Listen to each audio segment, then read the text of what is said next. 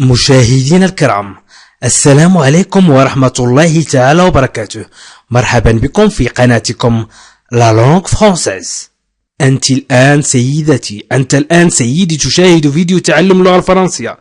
إذا من أراد مشاهدة برنامج تعلم اللغة الفرنسية في 3 أشهر فلينزل إلى أسفل الفيديو وليضغط على لا لونغ فرانسيز، وسيجد جميع قوائم تعلم اللغة الفرنسية للمبتدئين، سواء القواعد أو تعلم اللغة الفرنسية للمبتدئين بالصوت والصورة، أو الحوارات، أو تطوير مهارة الاستماع والنطق اللغة الفرنسية. مرحبا بكم في قناة لا لونغ فرانسيز، ومرحبا بكم في هذا الدرس الجديد الذي هو ضمن تطبيق اللغة الفرنسية، أي تطبيق اللغة الفرنسية على أرض الواقع، سواء في مكان العمل أو في البيت أو في المدرسة. المستوى المتوسط، الدرس 18. إذن نحن في المستوى المتوسط. من أراد المستوى المبتدئ فليضغط على لا لونغ فرانسيز وهو اسم القناة، ولينزل الأسفل وسيجد مستوى المبتدئ أو مستوى الأطفال. إذن في هذا الدرس سنقرأ الفرق بين أو أين أو الذي، وأو التي تعني أو، وأو التي تعني إلى أو في. هناك أو تعني أين أو الذي، وأو تعني أو، وأو avec AU تعني إلى أو في. إذن سأشرح الفرق بشكل مبسط، وأيضا سأقدم لكم جمل بسيطة جدا. إذن أو أين أو الذي، أو avec accent grave، أي هناك حركة فوق U مائلة إلى اليسار، هناك حركة فوق U مائلة إلى اليسار وتعني l'accent grave. وإذا كانت فوق U نقول أين أو الذي أو. سأعطيكم مثال: Je ne sais plus où ils sont. Je ne sais plus où ils sont. أنا لا أعرف أين هم. Je ne sais plus où ils sont. أنا لا أعرف أين هم. إذن ne plus تعني لا أبدا. Je sais تعني أعرف. Je sais. إذن je sais أعرف. Je ne sais plus أنا لا أعرف. Où ils sont أين هم. Où ils sont أين هم. سنضع où avec accent في سؤال. مثلا أين قرأتم ذلك. أين قرأتم ذلك. Où vous avez lu cela. Où vous avez lu cela. أين قرأتم ذلك. Où تعني أين. Vous avez lu قرأتم.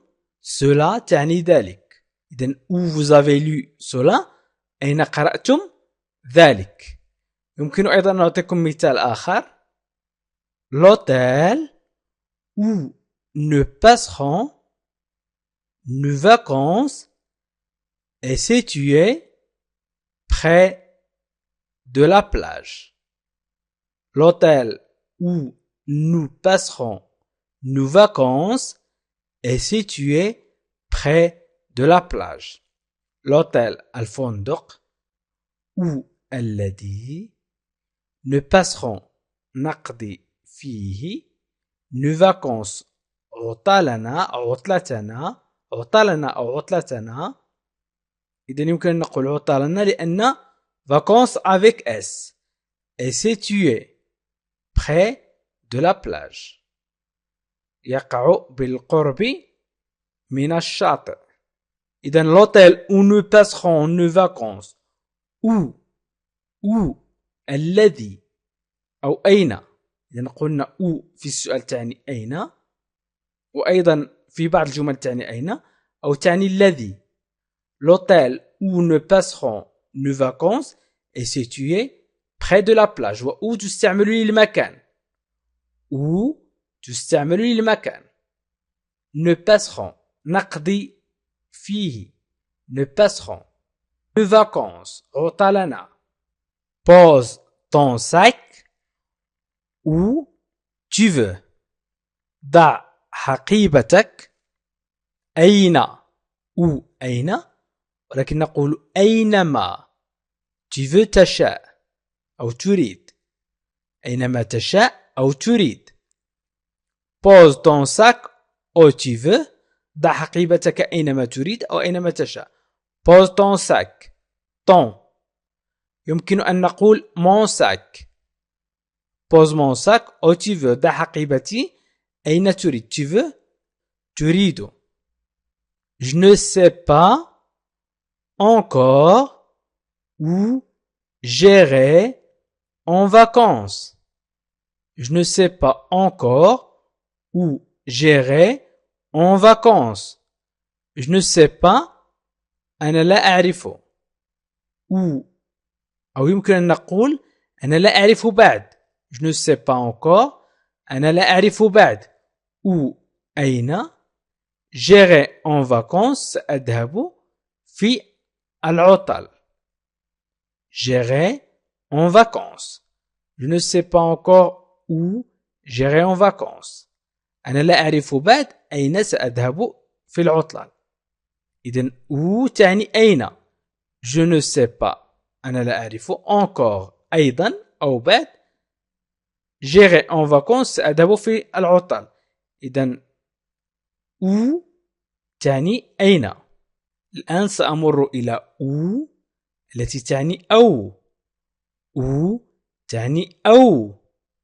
je pars à la campagne ou à la mer. إذن هنا où للاختيار. je pars à la campagne ou à la mer يعني الاختيار بين la mer و la campagne. الاختيار بين la mer و la campagne. إذن ou sans accent تستعمل للاختيار بين شيئين. إذن je pars أذهب à la campagne إلى الجبل ou à la mer أو إلى البحر. je pars à la campagne ou à la mer. je pars c'est le verbe partir au présent. تصريف الفعل يغادر في الحاضر يعني أغادر إلى الجبل أو إلى البحر. ولكن في اللغة العربية أذهب إلى الجبل أو إلى البحر.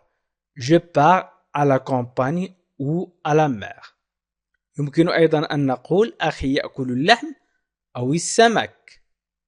mon frère mange la viande ou du poisson. mon frère mange la viande ou du poisson. أخي يأكل اللحم أو السمك. إذن mon frère أخي mange c'est la conjugaison du verbe manger أي تصريف الفعل يأكل manger يأكل إلى الحاضر. je mange tu manges il mange. mon frère mange la viande اللحم ou تعني أو du poisson أي السمك. إذن هنا الاختيار بين la viande أو السمك. هنا الاختيار بين la viande أو السمك. mon frère mange la viande ou du poisson. Pars tout de suite ou tu vas être en retard. Pars tout de suite ou tu vas être en retard. اذهب الآن أو ستكون متأخر. pars اذهب أو غادر وهو l'impératif du verbe partir أي أمر الفعل partir أي غادر أو اذهب. غادر الآن tout de suite الآن ou tu vas être en retard. tu vas être en retard أو ستكون متأخر أو il va être en retard سيكون متأخر. إذن pars tout de suite ou tu vas être en retard. إذن هنا جملة اختيارية بين المغادرة أو أن تكون متأخر، بين المغادرة الآن أو أن تكون متأخر. لذلك استعملنا ou. Le directeur nommera Samira ou Karim au poste d'assistance. Le directeur nommera Samira ou Karim au poste d'assistance.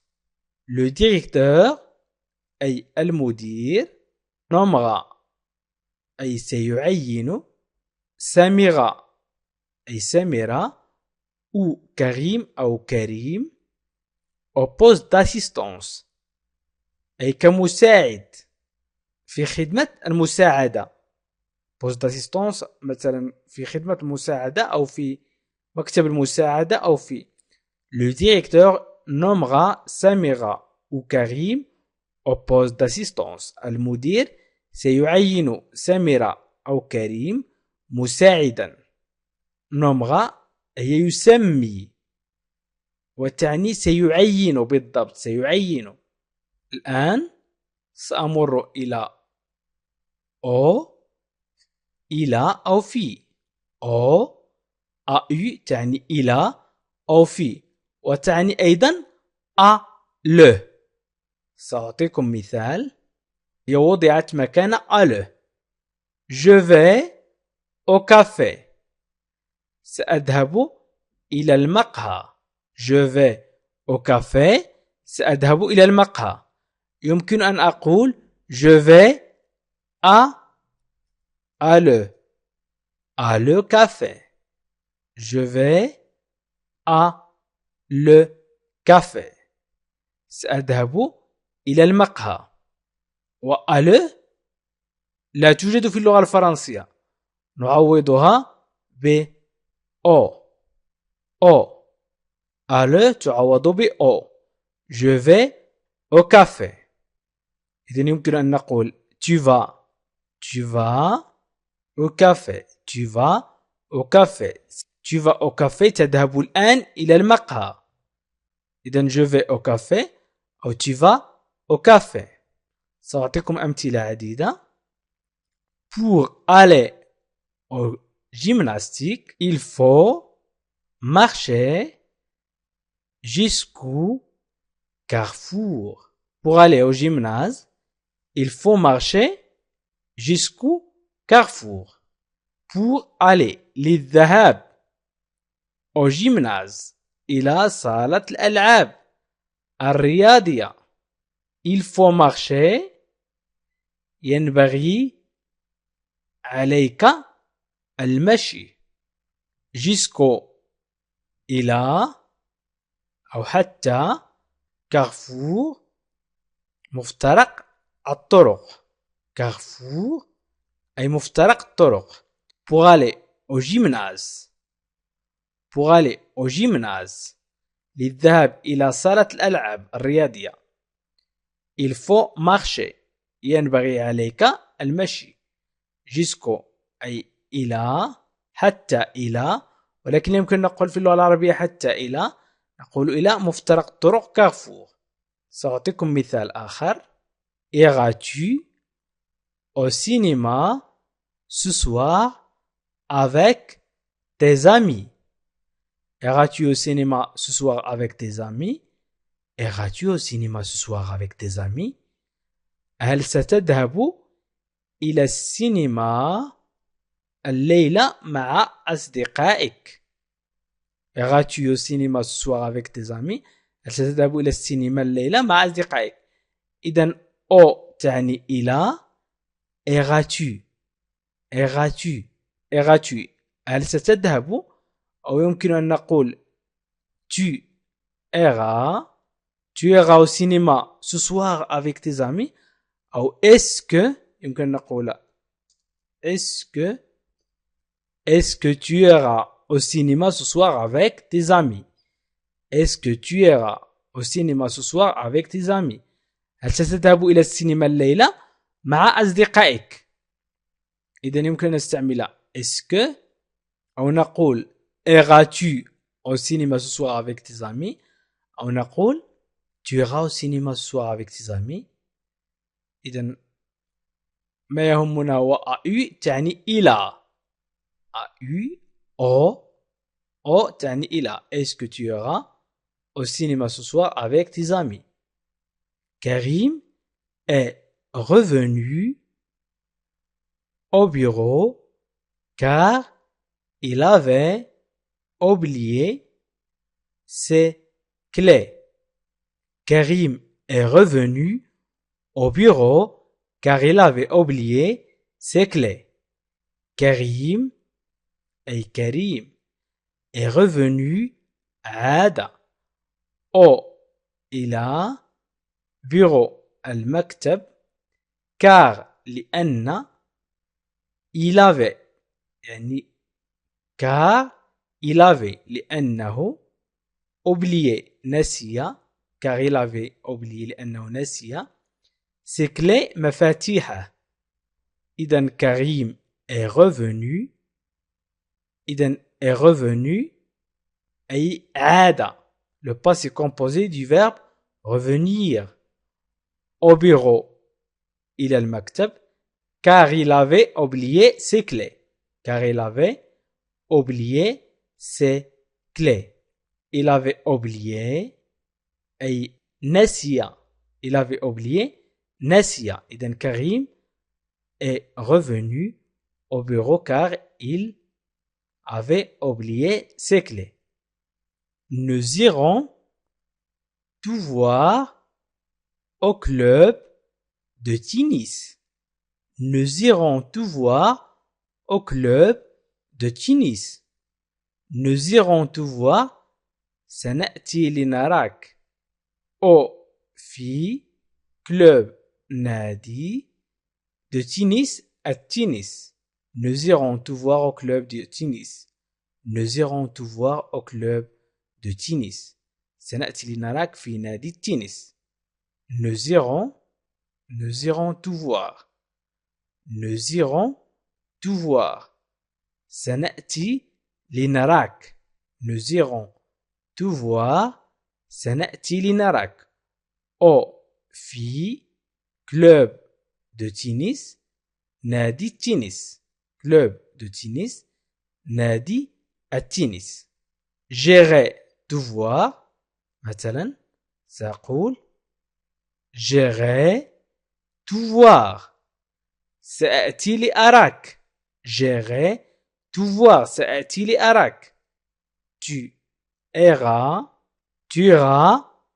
me voir. مثلا tu iras me voir. ستأتي لتراني. أو il ira me voir. سيأتي ليراني. Il ira me voir أي سيأتي ليراني. أو elle ira me voir ستأتي لتراني. elle ira سنحذف اس في il دائما نحذف اس. elle ira me voir ستأتي لتراني au club de tennis في نادي التنس. إذا مشاهدينا الكرام الفرق بين أو التي تعني الذي أو أين وهي avec accent تستعمل المكان الذي أو أين وهي تستعمل المكان. وأو التي تعني أو وهي للاختيار إما هذا أو هذا نستعمل أو للاختيار. وأو التي تعوض أل أي أو تعوض أل وهي تعني إلى أو في. Je vais au cinéma. à le cinéma. إذن أذهب إلى السينما. إلى. إذن الفرق بسيط جدا. فقط تابعوا معي مشاهدينا الكرام الفيديوهات أو الدروس ستتعلمون اللغة الفرنسية. وأطلب منكم مشاهدينا الكرام أن تضغطوا على جيم أو تعلقوا على الفيديو. مثلا أن تقولوا شكرا لك، فقد أظهرت الفرق، أو ستقول الفرق بين أو وأو وتشرح الفرق، أو ستقول هذا الدرس جيد. وأيضا يمكنكم الاشتراك في القناة لتشاهدوا الفيديوهات السابقة، وأيضا لتصلكم الفيديوهات الجديدة. وشكرا لكم، وإلى لقاء آخر، فيديو آخر إن شاء الله. مشاهدينا الكرام، السلام عليكم ورحمة الله تعالى وبركاته. مرحبا بكم في قناتكم لا لونغ فرانسيز. أنت الآن سيدتي، أنت الآن سيدي تشاهد فيديو تعلم اللغة الفرنسية. إذا من أراد مشاهدة برنامج تعلم اللغة الفرنسية في 3 أشهر فلينزل إلى أسفل الفيديو وليضغط على لا لونغ فرانسيز، وسيجد جميع قوائم تعلم اللغة الفرنسية للمبتدئين، سواء القواعد أو تعلم اللغة الفرنسية للمبتدئين بالصوت والصورة، أو الحوارات، أو تطوير مهارة الاستماع والنطق اللغة الفرنسية. وأيضا يمكن أن تشاهد القصص الفرنسية مترجمة إلى اللغة العربية. إذا سيدتي سيدي، لا تبخل على نفسك بتعلم اللغة الفرنسية. عزيزي المشاهد، ادعمونا بالضغط على اشتراك وفعل الجرس ليصلك كل جديد، واضغط على جيم، وشكرا لكم.